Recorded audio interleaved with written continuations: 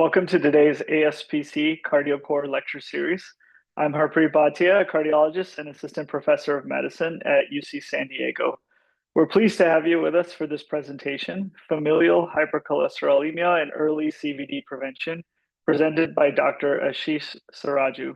Dr. Sarraju is associate staff in preventive cardiology at the Miller Heart Vascular and Thoracic Institute at the Cleveland Clinic, and a researcher with the Cleveland Clinic Coordinating Center for Clinical Research in Cleveland. He trained at Stanford University as resident and chief resident in internal medicine, where he stayed for a fellowship and as a chief fellow in cardiovascular medicine. At the Cleveland Clinic, Dr. Sarraju focuses on dyslipidemias and familial hypercholesterolemia as the director for the Center for Inherited Lipid Disorders. His research focuses on clinical trials, along with AI and tech, to address gaps in preventive cardiology. His original research has been published in leading journals such as The Lancet, New England Journal of Medicine, and JAMA. He serves in leadership positions for phase 1 through 4 randomized trials and is a member of the board of directors for the American Society for Preventive Cardiology. Please join me in welcoming Dr. Ashish Sarraju. Thank you, Harpreet, for that very kind introduction, and good evening to everybody. So today I'm honored to talk to you all about familial hypercholesterolemia and early cardiovascular disease prevention. And I really like the top 10 things to remember format, which is what we did at our last CardioCore lecture with the guidelines with Dr. Blumenthal. So we're going to stick to that. And my name is Ashish Sarraju. I'm at the section of preventive cardiology and rehabilitation at the Cleveland Clinic.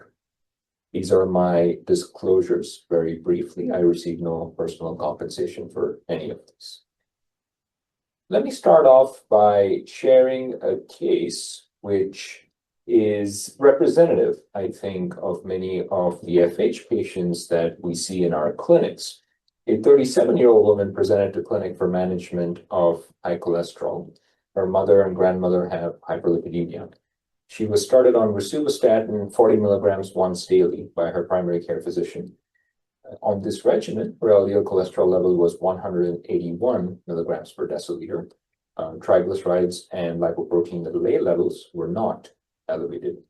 She was then referred to lipid clinic, where she also reported chest pressure with activity for the past 2 months. So my hope at the end of this talk is to be able to answer this question in a comprehensive manner, which is how do we systematically approach the diagnosis, management, and counseling of this patient who we suspect, of course, of having familial hypercholesterolemia. With that, let's get to our top 10 things to remember about familial hypercholesterolemia, or FH. So number 1, broadly speaking, FH is an inherited lipid disorder with lifelong elevations in LDL cholesterol levels and a high risk for premature cardiovascular disease. And when we think about the pathophysiology and the genetic origin of FH, defects of the LDL receptor, gain of function mutations in the PCSK9 protein, defective apolipoprotein B, and LDLR adapter proteins can lead to lifelong elevations in high LDL cholesterol levels.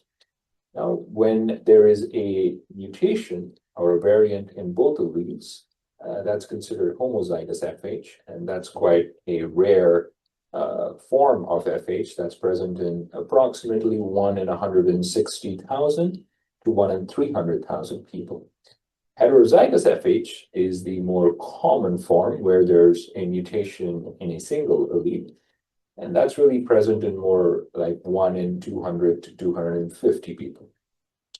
There is also polygenic hypercholesterolemia, in which the effects seen are the combination of small changes from a number of different mutations rather than a single mutation. This talk largely will focus on heterozygous FH because that is the form that we're most likely to see in our clinical practice, given how rare homozygous FH is. Point number 2, familial hypercholesterolemia is not rare, but is underdiagnosed. remember this because this is one of the key takeaways about FH from my standpoint. Heterozygous FH is present in approximately 1 in 250 people overall.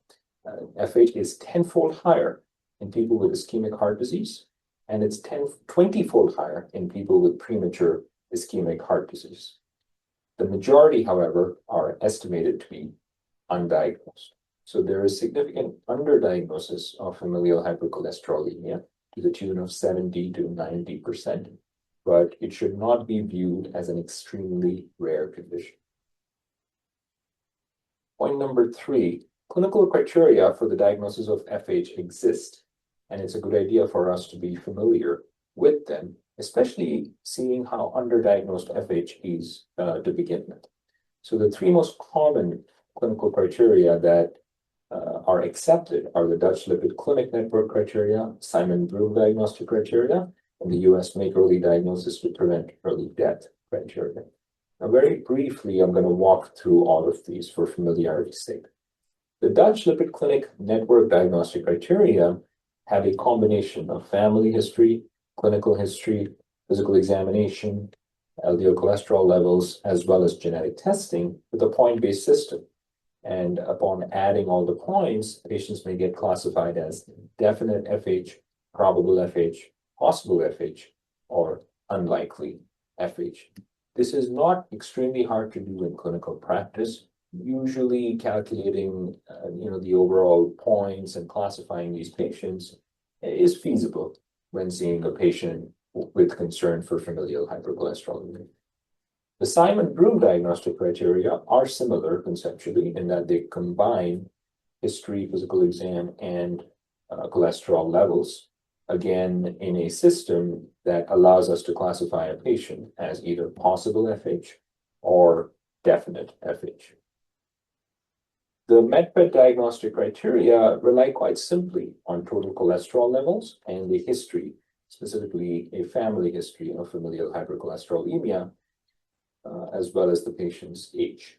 And based on the age and whether they have a relative with FH and whether that relative is first degree, second degree, or third degree, there are cut points for total cholesterol levels, which are then used to diagnose familial hypercholesterolemia. Now, these criteria, just like any other criteria we use in medicine, are not perfect. This is a summary of the criteria and their performance in various studies. And what we see there in the column on the extreme right is their diagnostic yield. In other words, of the people who were clinically positive based on the criteria, how many had a positive mutation. So when we combine both possible and definite Simon-Broom criteria, we see somewhere between 30 and 56% had a mutation. If we combine possible, probable, and definite DLCN criteria, it's between 39 and 65%. Now, definite diagnoses are more likely to be gene positive than possible or probable diagnoses. So remember, these criteria are useful, but just like any other criteria in medicine, they aren't perfect. Point number 4, physical examination findings are useful, but physical exam findings should not be used to exclude a diagnosis of FH. So people with FH who have lifelong elevations in LDL cholesterol levels may have certain very specific physical exam findings on exam, such as tendon xanthomas and corneal arcus in younger individuals under the age of 45, or xanthelasmas. But these findings may not be common. In the Cascade FH registry, only 19% of patients had tendon xanthomas. It remains important when considering FH to look for these findings. They are present, as you remember, in many of the diagnostic scores, but their absence shouldn't exclude a diagnosis of familial hypercholesterolemia. Point number 5, genetic testing is generally recommended for FH evaluation. And I'd like to spend a little bit of time on this point. So in this study, for example, among FH mutation carriers, the overall LDL cholesterol level was higher compared to individuals without the FH mutation. As you can see there, people who carried the FH mutation had a broader distribution and a tail that extended out to extremely high LDL cholesterol levels. So the presence of an FH mutation really can predict your lifelong LDL cholesterol exposure compared with people who do not have them. Additionally, there is an impact or an association of your mutation status on the risk of coronary artery disease. So among individuals in a certain distribution of LDL cholesterol levels, the presence of an FH mutation on genetic testing was associated with higher odds for coronary disease compared with the absence. And if you look, for example, even in the highest LDL category of greater than or equal to 20 milligrams per deciliter, FH mutation carriers had higher odds of 25.8 for coronary artery disease risk compared with those without the mutation. So there is prognostic value added by genetic testing if an FH mutation is found. Whether they have a mutation and whether they have polygenic versus monogenic FH is also associated with their risk of coronary artery disease. So in this analysis, for example, if you look at panels B and C, there's evidence that monogenic FH is associated with higher risk for composite cardiovascular disease events as compared with people with high LDL or hypercholesterolemia without a genetic mutation and people with polygenic FH. So the presence of a monogenic FH is associated with higher risk and is of prognostic value. One of the most important things, though, that we can do with genetic testing is cascade screening. So cascade screening, of course, refers to a cascading of diagnoses based on identifying one individual with the mutation and then screening their first-degree relatives. And if anyone else is positive, then you again start cascading from that individual and so on and so forth. The idea is to find individuals in families that have the mutation before ideally they present clinically. In this example, if you see the proband, who was the initial individual diagnosed, that's in the red arrow here, you see in the curved red arrows, the first cycle of individuals identified with cascade screening, and then a second cycle with the yellow arrows, a third cycle with the green arrows, and a fourth cycle with the blue arrows. We can go all the way down to the fourth cycle and see that there were children who were diagnosed with FH based on this cascade screening, who can then be monitored and initiated on therapies early in life appropriately. And so this is of great value for overall FH management. So that's what's summarized on this next slide here and encapsulated in recommendations. So these are from the most recent 2026 ACC/AHA guidelines for the management of dyslipidemia. There is a class of recommendation 1 for genetic testing for pathogenic or likely pathogenic variants for FH in adults with possible, probable, or definite FH by the clinical criteria. But there are still class 2A and class 2B recommendations for genetic testing for individuals whose LDL cholesterol is greater than or equal to 190 or 160 to 189, respectively. So in summary, just to highlight the key aspects of why genetic testing is recommended at FH. We can identify autosomal dominant variants, LDL receptor ApoB PCSK9, or even rare autosomal recessive variants. We can facilitate cascade screening. And this sort of mantra of FH, I think, is very useful. We diagnose families, not individuals with FH.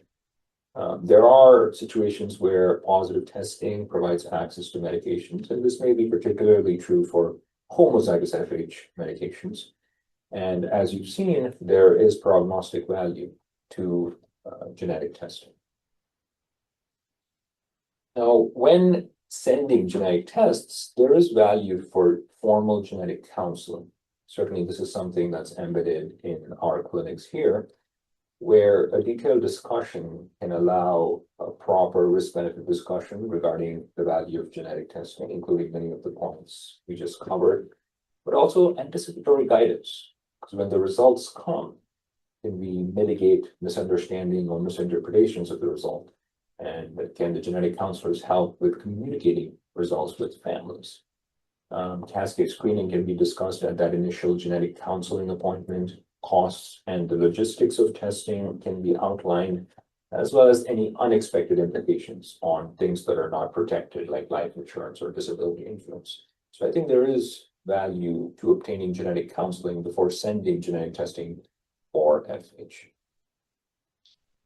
Point number 6, even though we just spent a lot of time on genetic testing, here I'm going to make the point that clinical suspicion for FH is important even without positive genetic testing.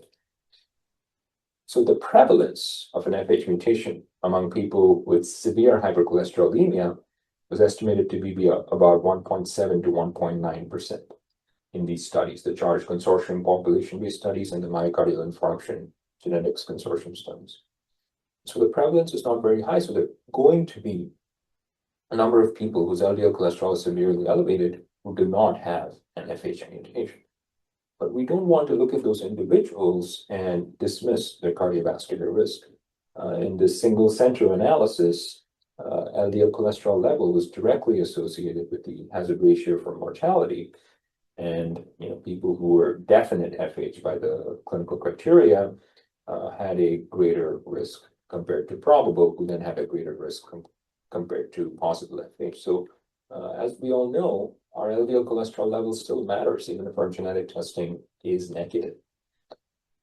In this analysis, not only did we show that LDL cholesterol matters, but that if you calculate their LDL cholesterol based on the treatments they're on at the time you saw them.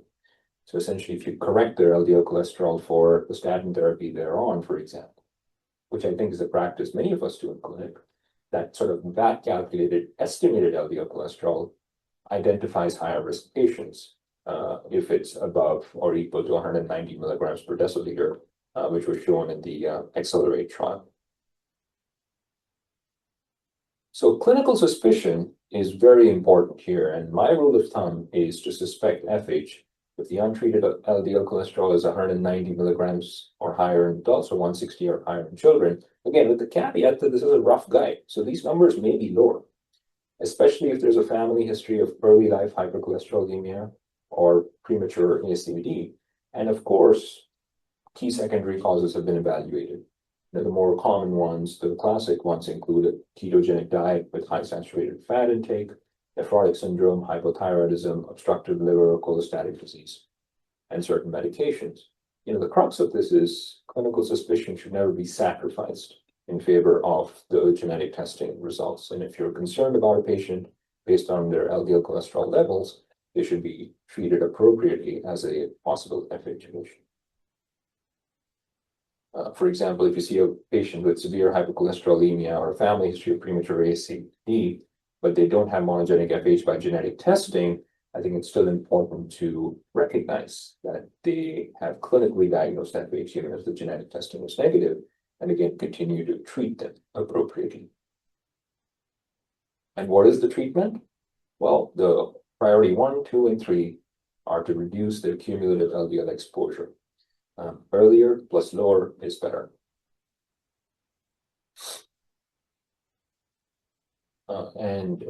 This paper of children with FH versus their affected parents with FH makes that point very elegantly.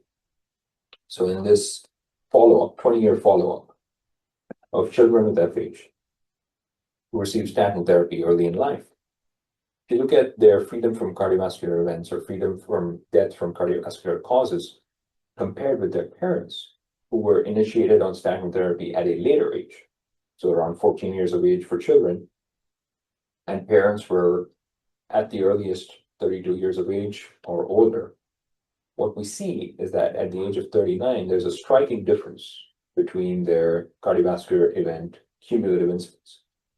So there was a 1% risk among the children with FH at age 39 for cardiovascular disease events versus 26% for affected parents. There was a 0% death incidence versus 7% for parents. So again, the name of the game is cumulative LDL cholesterol exposure. The idea is to start treatment early and reduce cumulative exposure early in life. Earlier plus lower is better. And to do so, we often have to use both statin and non-statin therapies to achieve the appropriate level of LDL cholesterol lowering. Now, this slide, this graphic outlines many, if not all, of the currently approved therapies to reduce LDL cholesterol in individuals with heterozygous and homozygous FH, barring statin therapy. So, of course, we know about statin therapy, but there's ezetimibe, there's bempedoic acid, both of which are oral therapies. We have PCSK9-directed therapies, evolocumab and alirocumab, which are monoclonal antibodies, and inclisiran, which is a small interfering RNA therapy. There's, of course, evinicumab, which is approved for homozygous FH and targets ANGPTL3. Dalcepan is a next-generation PCSK9 inhibitor that has been approved. And for homozygous FH, lamidopide and lipoprotein apheresis are both options as well. Now, the recent 2026 ACCHA dyslipidemia guidelines actually did a nice job, and they have nice flowcharts to guide the management of both heterozygous FH and homozygous FH. So in this chart, for example, adults with severe hypercholesterolemia who have been ruled out for secondary causes for hyperlipidemia are recommended to receive maximally tolerated statin, and if they have genetic or clinically diagnosed heterozygous FH, there is a class 1 recommendation to achieve a goal LDL of less than 70 or a goal non-HDL of less than 100 in these individuals without clinical ASCVD, with a class 2A recommendation for inclisiran. Now, if they have clinical ASCVD, then those LDL and non-HDL goals go down to less than 55 and less than 85, with an optional ApoB goal of less than 55. So we can see the move to aggressive LDL control in these individuals. In people with homozygous FH, which is a much more severe form of FH with very high LDL cholesterol levels early in life, again, there is a nice sort of treatment flowchart suggestion comprising maximally tolerated statin therapy, ezetimibe, PCSK9 monoclonal antibodies, and or bempedoic acid, as well as mention of evinicumab, which targets ANGPTL3, as we saw, lamidopide, and of course, a mention of LDL apheresis as well. Now, homozygous FH patients should be referred to lipid specialists because they require a high degree of monitoring and often require multiple intensive therapies, including consideration for apheresis in many cases. Treatment targets were also outlined in the NLA consensus statement on FH from earlier this year. And you can see that the LDL and non-HDL goals are comparable to what the ACCHA guidelines outline, with an LDL goal less than 70 for primary prevention and less than 55 for secondary prevention. And non-HDL goals less than 100 and less than 85, respectively. So going back to the original case, given these treatment thresholds we just discussed and all the options, what we did for that 37-year-old woman whose LDL cholesterol was 181 while on maximally tolerated statin therapy, she received both ezetimibe and PCSK9 inhibiting monoclonal antibody very quickly in sequence to try to reduce her LDL cholesterol quickly. There are a number of investigational therapies to reduce LDL cholesterol as well in people with FH. Some of those are outlined here. PCSK9 inhibitors, CETP inhibition, gene silencing therapies, as well as gene editing therapies are under active investigation. So point number 9, monitor and control ASCVD risk factors beyond LDL cholesterol comprehensively and aggressively, because ASCVD risk increases with the presence of other non-LDL risk factors in the Safeheart registry, for example. You can see that the presence of additional risk factors, including overweight or obesity, active blood pressure, and active smoking, coincided with an increasing risk in incident ASCVD. And so these non-LDL risk factors are very important to monitor and control optimally. Lp(a) greater than 50 milligrams per deciliter was also associated here. And so just like the new 2026 ACC/AHA guidelines on dyslipidemia mentioned, it's important to make sure that Lp(a) is checked once in a lifetime in every adult, but certainly very important in adults with FH. And so I've highlighted that here. But another reason I wanted to emphasize this point is sometimes there may be a sense from patients or their physicians that their genetics is essentially their destiny. And if lifestyle modification is not going to do much for their LDL, is it really worth putting in a lot of effort in changing your lifestyle? But this landmark study from 2016, again, addressed that question exactly. So if you look at the atherosclerosis risk and communities panel here on the left, take a look at the favorable lifestyle in the high genetic risk cohorts. That's the blue cohort here, who had a 10-year coronary event rate of 5.1. They actually did better than the low genetic risk, unfavorable lifestyle cohort.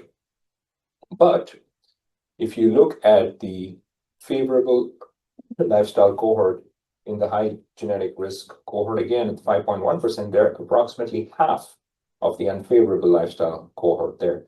So lifestyle modification can improve the risk associated with genetic risk here to the tune of 50% among people with high genetic risk. And finally, point number 10, empower and counsel patients and document consistently, especially with ICD-10 codes. So one of the things that we have now are ICD-10 codes for FH, homozygous FH, heterozygous FH, and familial hypercholesterolemia unspecified. And so I think it's important that we all start using this in a standardized manner so that EHR-based analyses, quality initiatives, etc., become easier so that structured data can capture FH properly. But in addition to documentation, I think one of the most important things for FH is to empower and counsel patients, because these are patients that are seeing us, I don't know, once a year, twice a year, maybe a little more. But nothing can beat a motivated FH patient who is aware of the condition, who's aware of the family risks, and who is sort of taking care of themselves. So I often direct patients to resources like the Family Heart Foundation, who have a really great website, to ensure that they know as much as I do about FH, they know as much as I do about all the research that's coming out, and really get to a point where they can essentially drive their own care. And because FH is such a sort of a family-based condition, I think that can lead to education among other family members as well, which is incredibly helpful. And that's kind of what we saw with this original case that I discussed at the start of the presentation. Now, she had symptoms that were concerning for angina, so she had to actually ultimately undergo coronary catheterization, which revealed LAD stenosis, and she had to have a PCI. And based on our discussions about FH, her child was diagnosed with FH after our visit. And she's seeing a pediatric lipidologist and considering initiation of statin therapy early in life in her teenage years.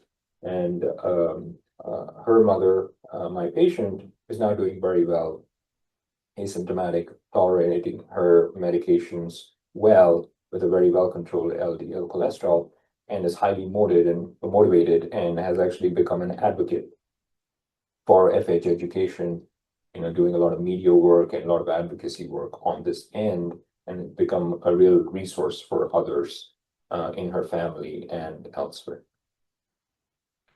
So to summarize, the top 10 things to remember about FH: it is an inherited lipid disorder of lifelong LDL cholesterol elevation and high risk for premature ASCVD. It is not rare, but is underdiagnosed. Be familiar with the clinical criteria for FH. Physical exam findings are useful, but their lack should not be used to exclude FH. Genetic testing is recommended for FH evaluation. Clinical suspicion is important even without positive genetic testing. Reduce cumulative exposure. Earlier plus lower is better. use statin therapies and non-statin therapies as needed for appropriate LDL lowering, and watch for the results of trials for investigational therapies. Beyond LDL, monitor and control risk factors aggressively and comprehensively. And then empower and counsel patients and use the ICD-10 codes for FH. So I'll end here with a little quote actually from 10 years ago. Dr. Josh Knowles, who many of us in the FH field know, of course, he was my program director. And my journey with FH actually started a long time ago as a trainee. We wrote this editorial in which we noted, as the cost of genetic testing continues to decrease and our knowledge of causal FH variants improves, we look forward to future studies so that people with FH can be spared the fate of the unwitting canary in the coal mine, because this was an editorial about acute coronary syndrome in young patients being a canary in the coal mine for FH. And so the goal really is that to diagnose FH, no young person has to have an ACS event for their family to be diagnosed, and that we can diagnose this condition and treat it early and improve their prognosis dramatically by doing so. And I'll end with a final quote from my favorite philosopher, Dr. ChatGPT, of course, who wrote a tremendous haiku to prevent coronary artery disease almost 2 years ago that I still haven't been able to beat in terms of the advice I give patients.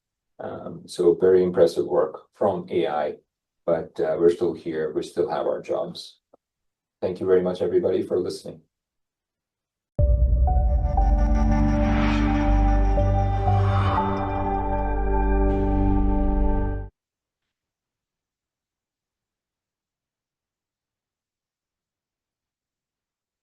All right. Well, thank you so much, Dr. Sarraju, for that great presentation. And please, as we start talking, enter your questions into the chat so we can facilitate the discussion here. But before we begin our discussion today, I want to thank all the attendees and members of the ASPC. If you're not a member, we would like to extend an invitation to join the ASPC. There are many benefits to being a member, including access to the online community, Doc Matter, exclusive pricing to attend our annual Congress on CVD prevention, and access to member-only content. So please consider joining today at aspconline.org/membership. All right, so we'll get started with some of the questions, and I see more are starting to come in. But I wanted to start a little bit talking about genetic testing. And so the guidelines give a little bit more of a recommendation now for doing genetic testing in people with suspected FH. Who do you think should get genetic testing? Should it just be anyone with any adult with an LDL cholesterol over 190, where there's some other clinical suspicion? How broadly should we be doing genetic testing? Yeah, no, great question. Good to see you, Harpreet. Over in sunny California. So no, that's such a great question, right? I think the 2026 ACC/AHA guidelines have now outlined a nice approach for offering genetic testing.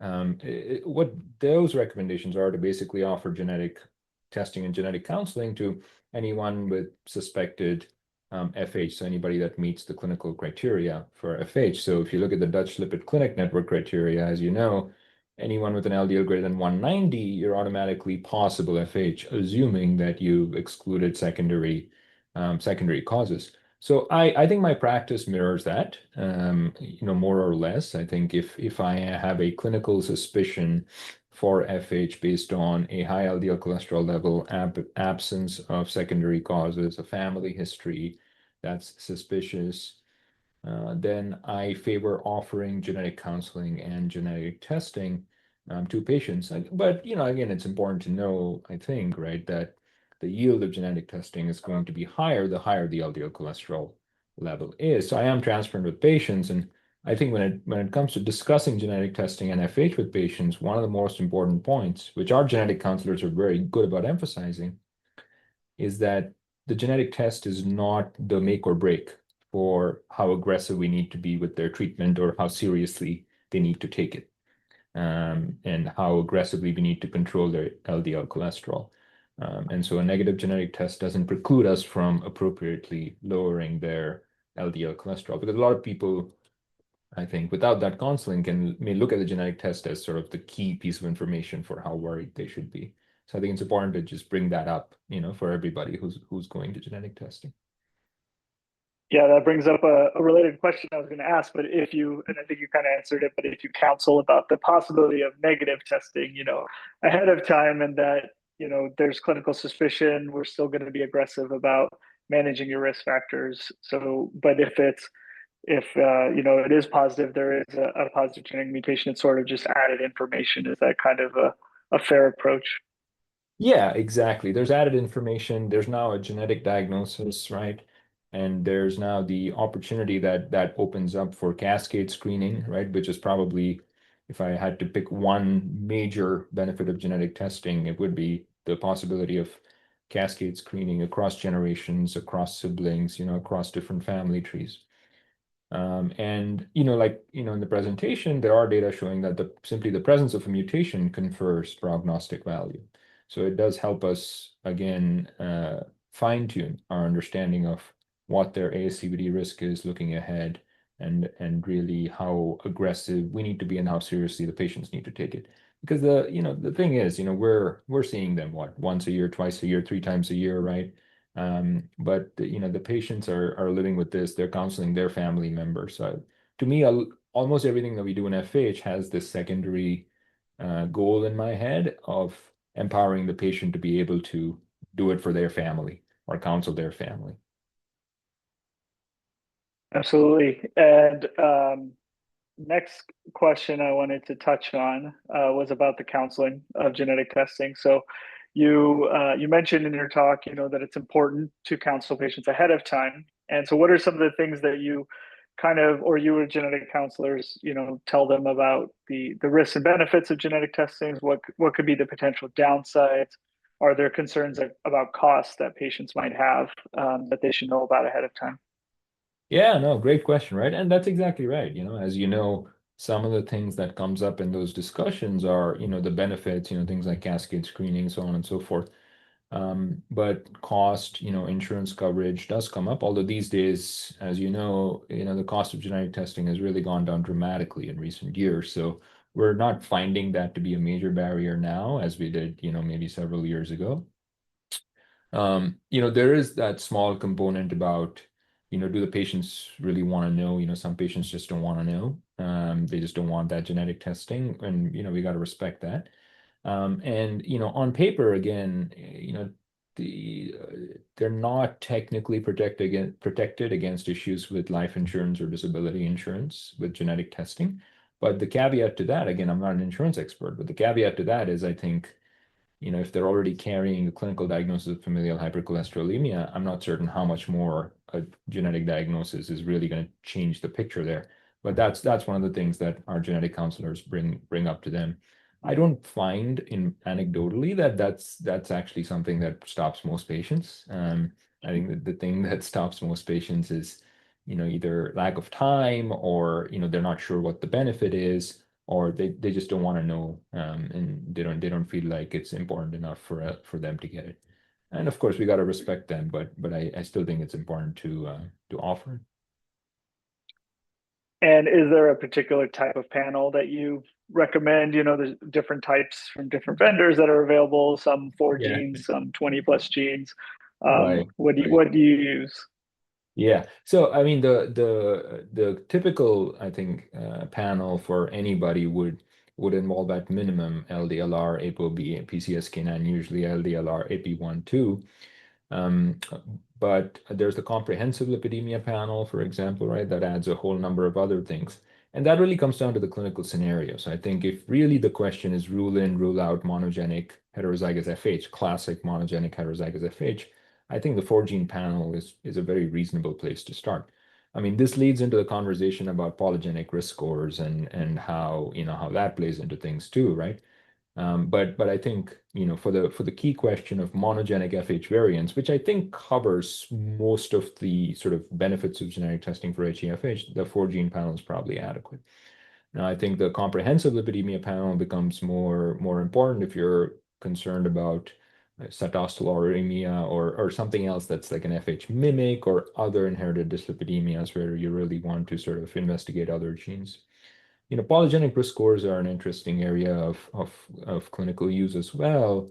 And I think certainly, polygenic risk scores may have a role in explaining the heterogeneity of FH patients, why some FH patients have very high LDL cholesterol levels, some may not. Maybe polygenic background explains that heterogeneity. Perhaps in extremely young individuals in whom CAC scores are not likely to be useful, maybe polygenic risk scores can help explain their risk or understand their risk and help explain their LDL cholesterol. So there's some role there, I think, for polygenic risk scores, but as they're not really a sort of a prime time guideline endorsed recommendation yet. There are panels that are available, but I think there's no canonical, polygenic FH score that everybody sends. And so I think there's still some gap between research and how much it's going to penetrate clinical practice. But there is, anticipating their use, there's probably a role for them in the future. Got it. And you brought up another important point about mimics of FH and in particular cytostololemia, which obviously is much more rare than heterozygous FH. But when do you think think about things like that, and should we be going down that rabbit hole a little bit more if rather than this just being garden variety FH? Yeah, I think cytostololemia is the sort of the classic, one of the classic mimics, right, of FH, but it's rare, right? It's autosomal recessive. It's exceptionally rare. I think pretest probability, if you're seeing somebody with severe hypercholesterolemia, xanthomas, or a family history of premature CVD, pretest probability is it's going to be monogenic or polygenic hypercholesterolemia or FH, right? Or elevated Lp(a). I think the pretest probability of cytostololemia or LAL deficiency or these sort of rarer conditions is going to be quite low. When there each of those conditions has certain features that differentiates it from monogenic FH to some degree. Again, these are so rare that I think if you're really concerned that you're seeing some of these mimics, probably a good idea is to send them to a dedicated lipid center where they can really dive into the clinical history, get the genetic testing, and can manage them in detail. Right. And so you went through a couple of the clinical risk scores and ways we can diagnose FH clinically. From personal experience, a lot of times you get the possible and probable FH with those scores, and so how do you use that, especially if, say, you have possible, probable, you end up doing genetic testing that's negative? Do you then treat them as clinical FH, or is it not a simple answer? You take the whole picture into account. Yeah, it's not a simple answer, right? But in general, I think most people would agree with me, and I'd be interested if you agree with me. We treat the lipids, right, not the gene. Our treatments treat the lipids, not the genes, right? So ultimately, the genetics are a way to try to see if the severe LDL elevation is attributable, to a single gene or not. But I don't see it too much as a reason to defer or decrease how aggressively we treat the severe hypercholesterolemia. I think we have very good data to show that severe hypercholesterolemia has significant, prognostic implications and should be reduced. And so, again, treat the lipids, but the genes are a way to, I think, explain whether the lipids are attributable to a classic FH monogenic mutation. Yeah, I like that way. I like that framework of way of thinking about that. Moving on to something a little bit different is I'm glad you brought up the ICD-10 codes, which in the past there was basically just familial hypercholesterolemia as an ICD code. Now there's homozygous, heterozygous, and I think it's unspecified.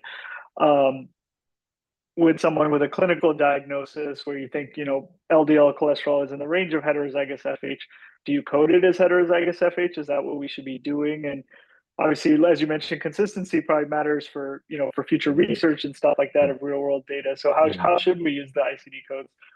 Yeah, that's a great question, right? I think, the first thing I'll say is if you look at the coding of hyperlipidemia in general, right? The same patient could, this is my experience, right? The same patient could get, and probably yours too, get diagnoses of mixed hyperlipidemia, pure hyperlipidemia, and hyperlipidemia unspecified, and hypercholesterolemia in 4 different visits within cardiology.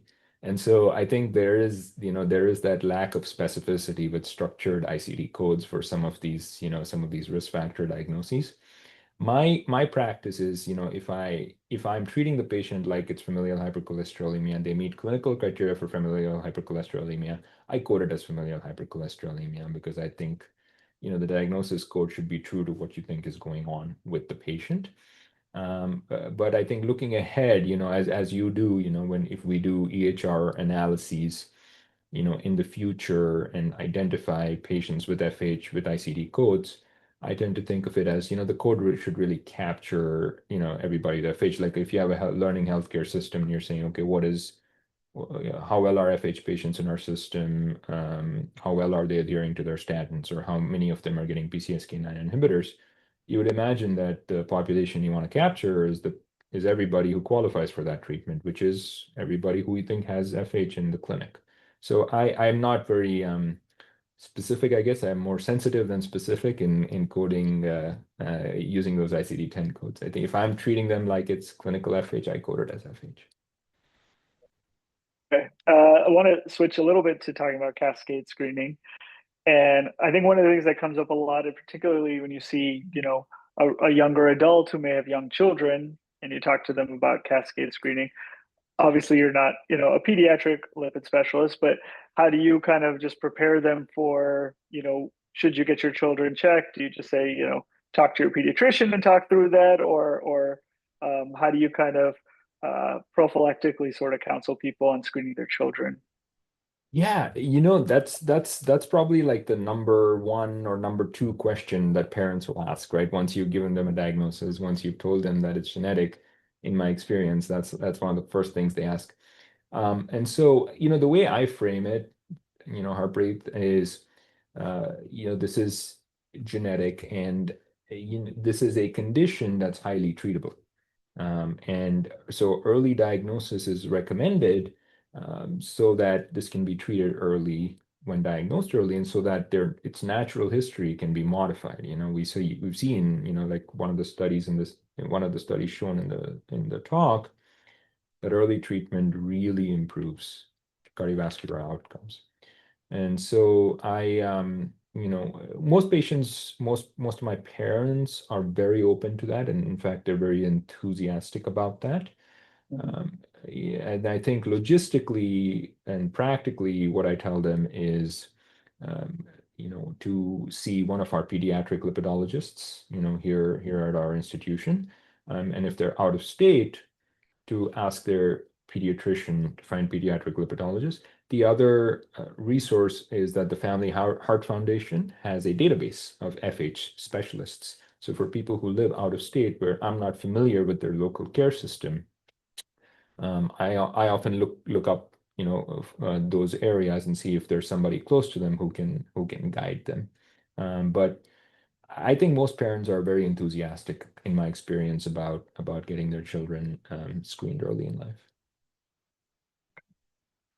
So just to the audience, before we turn to our final questions, please take a moment to click the survey link in the chat box to complete a short survey. Your feedback really helps us make future CardioCore lectures even better. So a couple of questions now about management.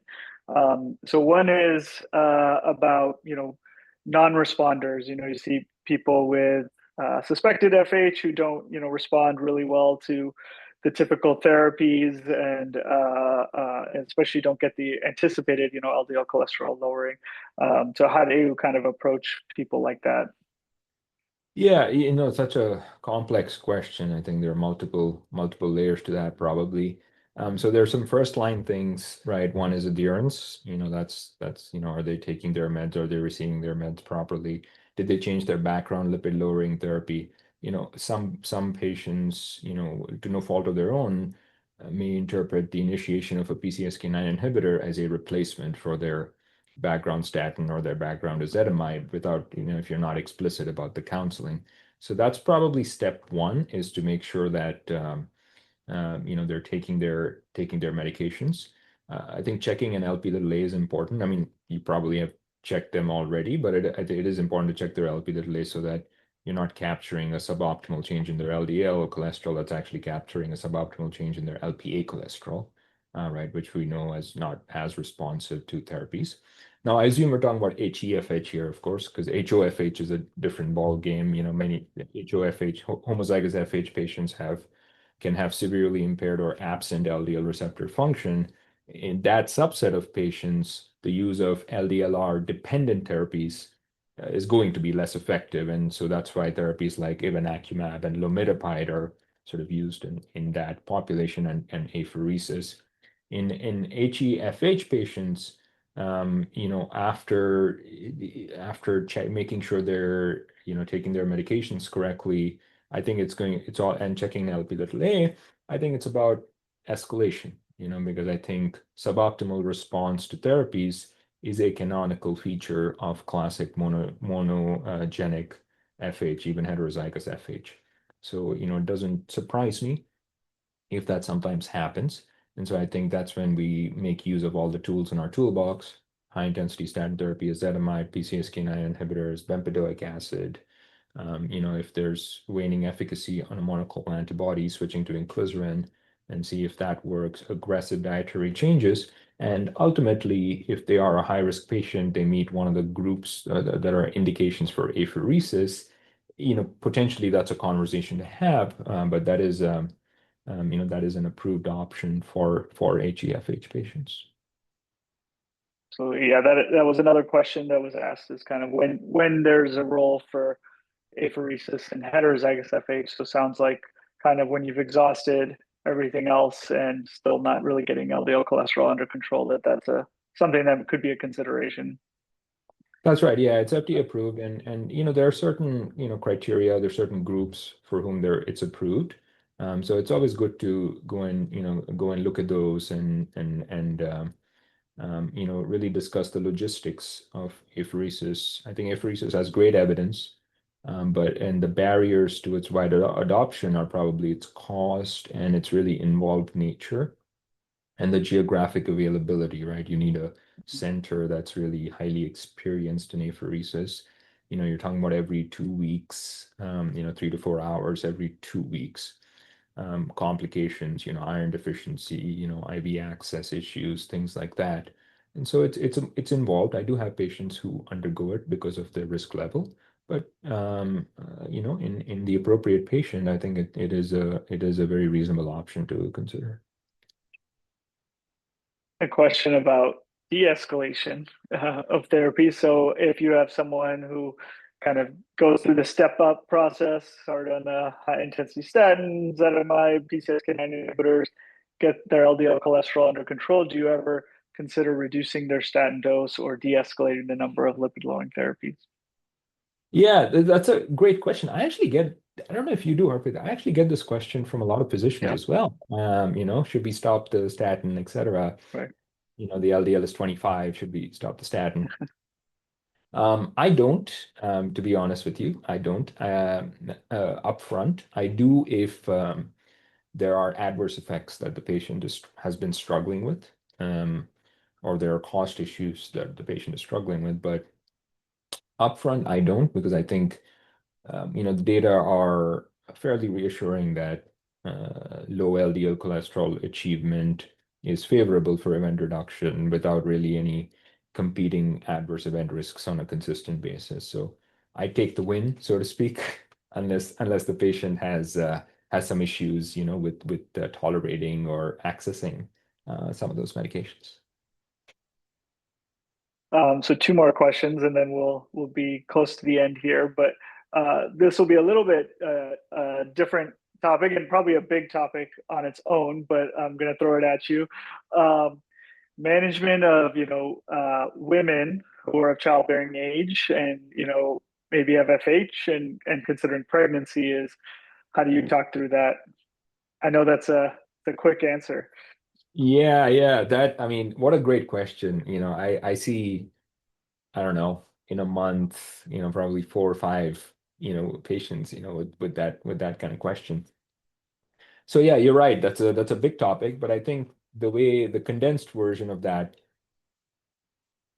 is that it's transparent shared decision making with the patient, and that's not a cop out. I actually think that's the right answer, because as we know, statins are no longer category X, so which opens the door to their use in very high risk patients during pregnancy. Ezetimibe, PCSK9 inhibitors really don't have safety data in pregnancy, right? So those are not medications that we would consider.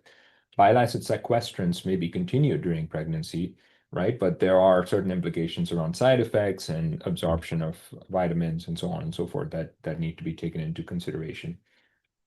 What I tell individuals is, for primary prevention, what I tell patients is, this is the situation, these are the data around statins, we have bile acid sequestrants, these are the side effects. And I would say in that initial conversation, the patient's preference actually becomes quite clear most of the time, in that, there is I think, an emphasis on avoiding fetal harm, in most cases. And even with discussion about the more reassuring data about statins recently, I think anecdotally a lot of patients still choose to postpone the initiation of statin therapy until after pregnancy and breastfeeding is completed. And I think for primary prevention, I think that's a very reasonable approach. As long as it's done in a shared decision making challenge. Now, I think the flip side to that is what is going to be their time of statin therapy. Is it going to be very long with multiple children? And so that's just a conversation again with the patient based on their plans, how they view their risks. Are they primary prevention or secondary prevention? So I think long story short, shared decision making, clear, transparent communication with patients. I think respecting patient wishes here is important. I think talking about healthy lifestyle during pregnancy is important, right? Separate from FH, we know that healthy lifestyle in utero is helpful both for maternal and long-term child health. And then having just clear benchmarks about when you're going to resume statin therapy. And one piece of counseling I do tell patients is, try not to, test your LDL cholesterol in the middle of pregnancy if you made a decision not to take therapies, right? Because it is going to go up. And so, if in a very high risk secondary prevention patient, that may matter. But in a primary prevention patient who's decided not to go on therapy during pregnancy, that may run the risk of causing more anxiety for everybody involved. Generally, the short-term risks are low, I think. For a pregnancy to be off lipid-lowering therapy in the short term, they're probably low. But again, shared decision making is the key here. One of the last themes that came up is there a role, if any, for imaging for atherosclerosis in individuals with FH or suspected FH, like calcium scoring, carotid ultrasound, CTA? Do you see situations where those are things that should be used? Yeah, what a great question, right? I think there are data showing that that people with coronary calcifications within FH have a higher risk than people without coronary calcification. So there is this concept of fine-tuning risk even within FH patients using coronary calcifications. Analogous to what we were saying about polygenic risk scores earlier. Right.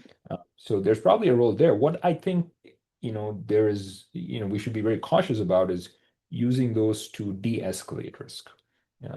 So if you've decided that someone has FH and a very high LDL cholesterol, what I think shouldn't be done is to get a calcium score and a calcium score of 0, and you defer lipid-lowering therapy, or get a carotid ultrasound, there's no plaque, and you defer lipid-lowering therapy.